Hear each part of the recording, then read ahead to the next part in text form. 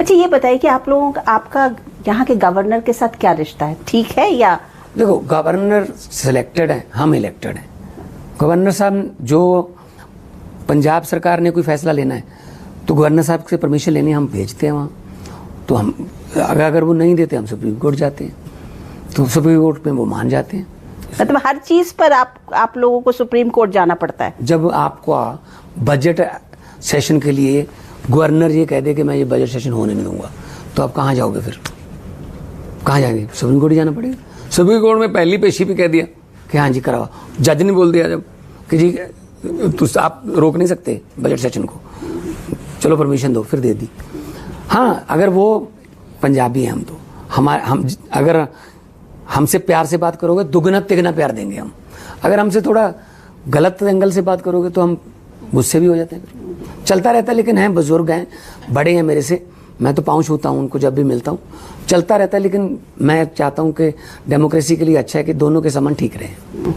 अच्छा ये बताइए कि इसके बाद कि आपका जो पूरा ये, चूंकि आप अच्छा बोलते रहे हैं, तो इसका इम्पैक्ट आपके पॉलिटिकल करियर पर पड़ा कि आपकी बोली जो है, आप फट से कुछ शेर व शायरी याद कर लेते हैं, कुछ मुहावरे याद कर लेते हैं, और लोगों को, चूंकि आपने लोगों के साथ आप जुड़े रहे, जो आपका एंटरटेनमेंट का वर्ल्ड का अपना एक्सपोजर था, उसका आपको फर्क मिला? मैं भाषण, आप एक पहचाने हुए चेहरे थे।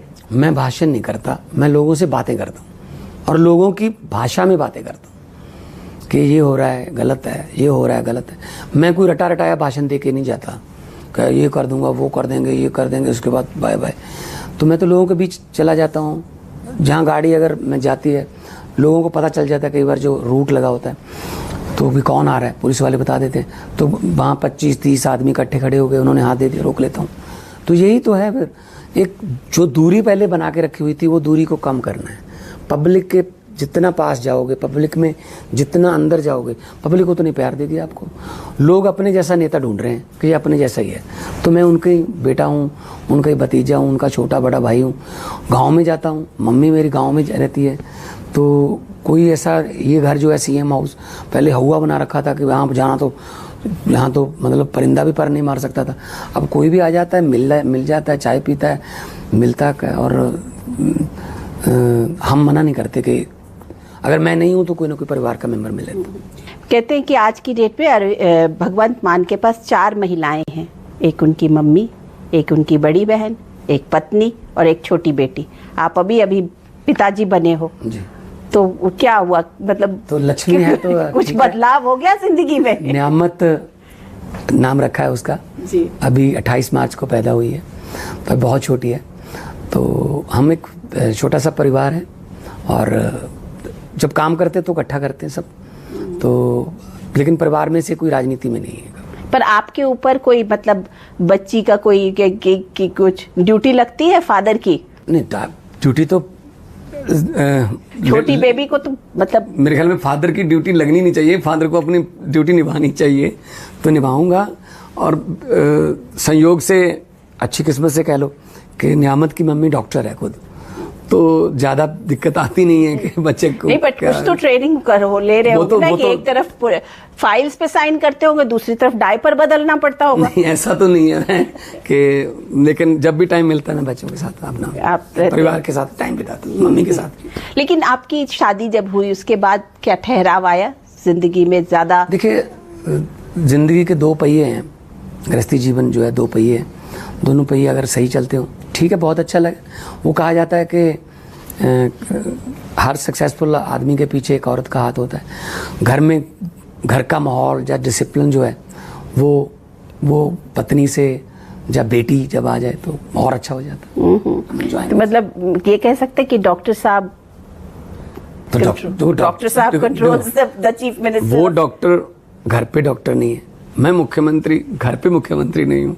तो जो जैसा आम जीवन में रहते हैं हम, आम जो मिडिल क्लास परिवार है हम, मम्मी भी साथ में बैठी रहती है, गांव की बातें सुनाती है आके, ऐसा हो गया, ये हो गया, और गलत काम हमने कोई करना नहीं है। ना ही उन्होंने कोई कभी ऐसा किया कि वो कहें कि हाँ मैं करवा के दूंगी। कोई आदमी अगर उनको मिलता है कि ये काम है, वो कहोगे मैं अपने बेटे को दे दूंगी, ये काम उसका फैसला उसका है कि अगर भाई आपका हक बनता हो तो जरूर मिलेगा, अगर आपके नंबर इतने हैं कि आपको नौकरी मिलनी चाहिए तो मिल जाएगी। लेकिन वो आप खुद डिसीजन नहीं लेती, ना ही किसी को फ़ोन करती है कि वो खुद डायरेक्ट फ़ोन कर दें किसी एसएसपी को या ऑफिसर्स को। मैंने उनको ये कहा हुआ है, ये काम आप सिर्फ इतनी जिम्मेदारी ले लो कि मैं ये आपकी अर्जी पहुंच जाएगी आप घर में। आती हैं अर्जियाँ, रोज़ आती हैं, मम्मी लेके आती है, बहन। लेकिन आप ये सब बातें जैसे पॉलिटिक्स की बातें घर में डिस्कस करते हो, डॉक्टर साहब से डिस्कस करते हो? मेरे आने से पहले तो टीवी पे देख लिया होता सब कुछ उन्होंने कि आज आपने ये बोला था, ये बोला था। और बाकी मेरे फैसलों में वो ज़्यादा इंटरफेयर नहीं करते, तो वो तो पार्टी के हिसाब से फैसले लेने पड़ते हैं, आज कहाँ जाना है, कल कहाँ जाना है। तो आज भी अभी कुछ लोग मिलने आएंगे। Does she work like a deterrent, जिसे बोलते हैं कि सही रास्ते पर चलो? नहीं, वो तो हर पत्नी चाहती है कि मेरा हस्बैंड जो है वो कामयाब हो, सही रास्ते पे चले, हर पत्नी चाहती है। तो वो भी उनके जैसी है, पढ़ी लिखी लड़की है, अच्छा परिवार है। और सबसे बड़ी बात यह है कि हम इकट्ठे रहते हैं।